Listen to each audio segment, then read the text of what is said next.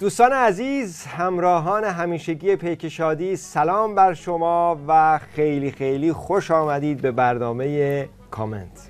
من هم سلام عرض میکنم خدمت شما و امیدوارم هر کجای دنیا که هستید شاد و خرم و سرفراز باشید. بابا میگم داستان چیه این اواخر هر اتفاقی میفته تا تقی به توقی میخوره این مهره های ریز و درشت رژیم شروع میکنن به آبقوره گیری و گریه کردن و چی شده؟ رادانو میگیریه؟ نه فقط رادان، پاسدار زاکانی هم همینه. اینا نگاه این عکس زاکانی ببین چه اشکی میریزه. این عکسی که من میبینم یاد این دانش آموزایی میفتم که تقلب نوشتن کف دستشون برای جلسه امتحان، تو جلسه باز میکنن میبینن همه چیش رفته، خب به گریه میفتن. البته با معذرت از دانش آموزانی که حتی تقلب میکنن که ما مقایسهشون میکنیم با این وحوش. حالا مال این پاسدار رادان رو هم ببینیم، این از اونم مسخره تره.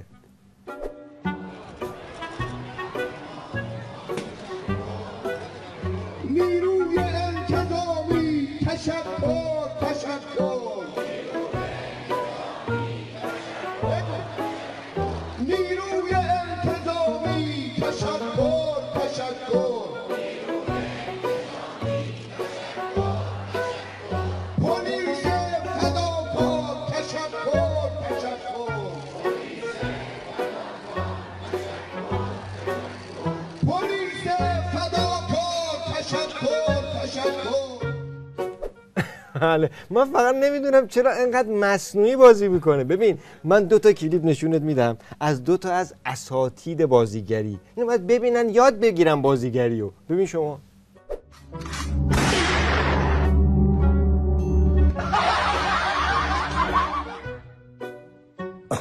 خب چی شده دیگه؟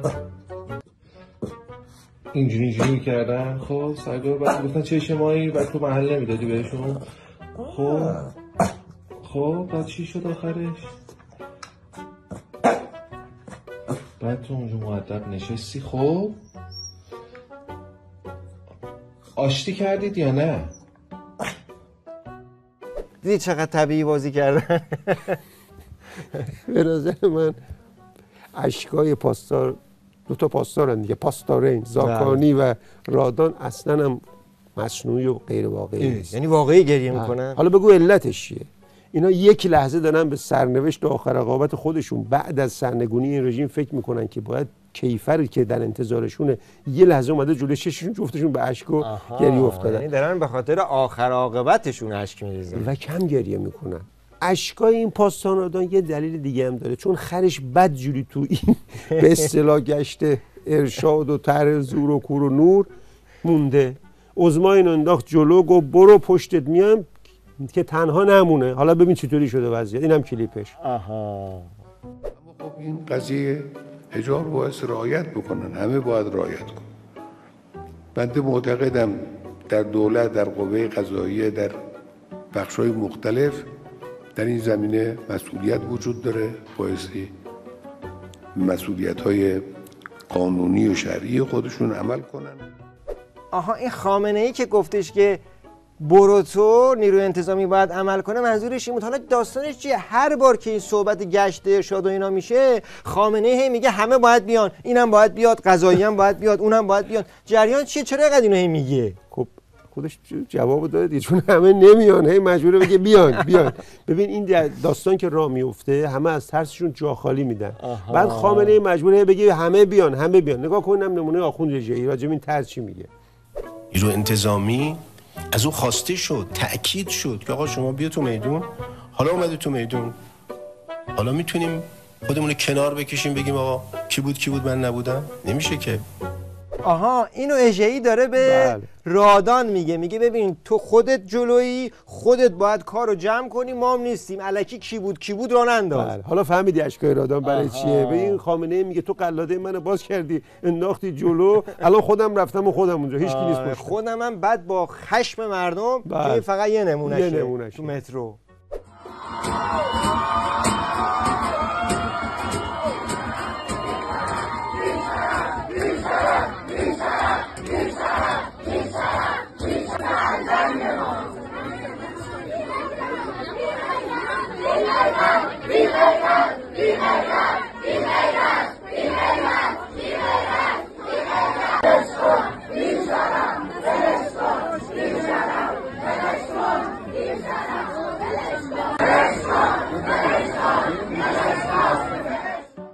حالا این وسط کی بود من نبودم، این رادان از ترسش آویزون شده به امامزاده بی غیرت رئیسی که این بی سواد یا آخوند بی سواد این که پشتشو ول نکنه، هی داره واسه این پپسی باز میکنه.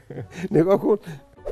من شهادت میدم رئیس جمهور تنها در برابر این مراسمی که من الان صحبت میکنم قرار گرفته تا حمایت کنه. معمولا هیچ رئیس جمهوری از این کارها نمیکنه، چون اعتقاد داره بایستی کاری کنه که رأی داشته باشد، حتی این رأیش اگر ضربه به دینه، ولی این رئیس جمهور واقعا حساب این را نکرده و وایستاده تا حیا، دین، عفت در جامعه ساریا جاری بشه. حالا این رئیسی هم که اینجوری بهش آویزون شده همچنان در عالم هپروته و بزرگترین چالشش اینه که چجوری جمله رو بسازه.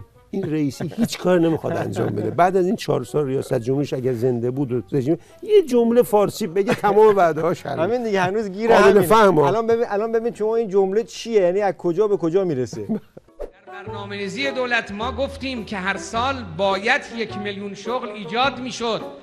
اگر ایجاد میشد ما الان با مشکل مواجه نبودیم، اما به حمدالله ظرف مدتی که دولت خدمتگزار شما مردم مشغوله، ما از اون وعده‌ای که داده شد به هیچ عنوان عقب نیستیم. به لطف خداوند متعال در خیلی از استانها آمار بیکاری در کشور کاهشی جدی شده. چی شد؟ الان این به خودش پاس داد یا به خودش گل زد؟ ببین وظیفه دولت توی این حکومت که ساختن مسکن و شغل و آبونون مردم نیست. اینا کارهای حاشیه‌ای. اینا کارهای حاشیه‌ای محسوب میشه. اصلا نه انجامم ندی مهم نیست. چیزی که رئیسی انجام داده هیچ رئیس جمهوری تو تاریخ انجام نداده. تعجب کردی؟ آره. ببین خرید و فروش جت خصوصی در ایران برای عموم آزاد شد. عجب. بزرگتر از این کار داشتیم؟ یعنی الان همه مشکلات حل شده، تنها مشکلمون که باقی مونده اینه که جت خصوصیمونو چجوری بفروشیم. یعنی الان این بازنشسته‌ها که میان تو خیابون، این معلم‌ها که میان، کارگرا با 9 میلیون تومان حداقل، اینا فقط یه مشکل دارن که این جت خصوصی رو برن عمده فروشی بخرن یا دونه دونه بخرن، بعد کجا پارکش کنن. حل شد. یه جورای خودش اشتغال زایی هم هست. اشتغال زایی هستش دیگه. خب الان این وظیفه دولت پس مشخص شد. وظیفه مجلس چیه این وسط؟ وظیفه مجلس و آخوند رسایی از اینم صریح‌تر و روشن‌تر گفته از روش بخونم که جملهش خیلی قصاره. آره دیگه. مجلس باید امکانات ابتدایی مانند خانه و خودرو را برای نمایندگان فراهم کنه. اینم وظیفه مجلس. فقط نماینده ها؟ نه دیگه انقدر انصار طلب نیستن، چون توی فقه خمینی و خامنه‌ای تکخوری حرومه.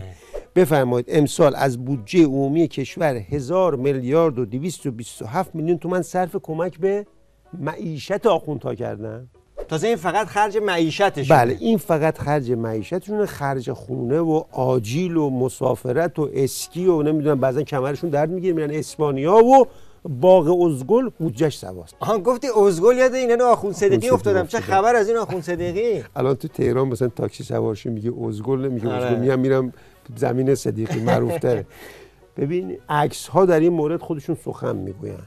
الان خامنه‌ای بعد از این ضربه روحی که به آخوند صدیقی خورد و در مسلخ فضای مجازی دزدی شروع کردن، این منور میفرسته جلوی دوربین و به جک جونور دیگه‌اش میگن که اینو تحویل بگیرید از دلش در بیاد که کمبود روحیه برای دور بعدی اختلاس پیدا نکنه. حالا زخمی که بر روانش ایجاد شده التیام پیدا کنه. گفت ضربه به من نبود به اسلام بود. منظورش اسلام همون اسم مستعار همه دزدای خامنه‌ای و خمینی از اول انقلاب.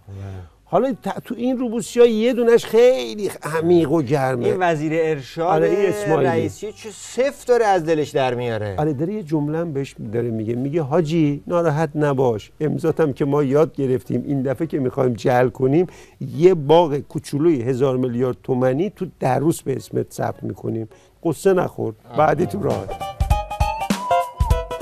خب ما اگه چند هفته نبودیم، اگه موافق باشی به جای کامنت یه جمله‌ای یه چند تا آیتم ببریم، چند تا کامنت یه جمله‌ای بدیم جبران شه. یعنی چند تا کامنت ببریم، یه چند تا آیتم یک جمله، چند تا آیتم برای هر کدوم یه جمله.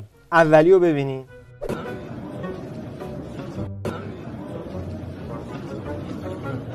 اینجا این پاسدار سلامی چی داره میگه تو گوش این حاجی زاده به نظرت؟ من اونجا نیستم ولی دقیقاً میدونم چی داره میگه. میگه امیرعلی یه موقع خرج جنگی نذاری رو موشک، یه موقع اشتباهی از دست در نره به هدف بخوره.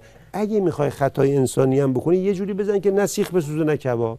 این هم شرح صحبت‌های این دو تا بجانبه. خب بریم بعدی. این عکسو گذاشته، نوشته چطوری به نسل آینده بگیم اینا آزادیشون رو به یک بستنی فروختن.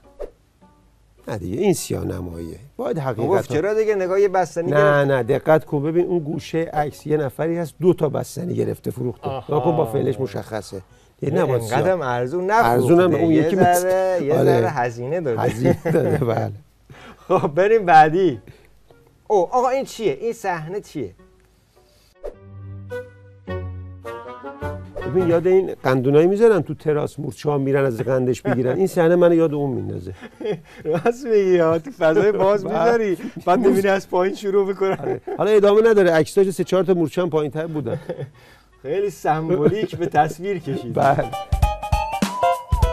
بینندگان عزیز، همراهان گرامی، این بود یکی دیگه از برنامه‌های کامنت و تا هفته دیگه و دیداری دیگه. خدا نگهدار. من خداحافظی، من یک جمله شاد و سرفراز باشید. درود.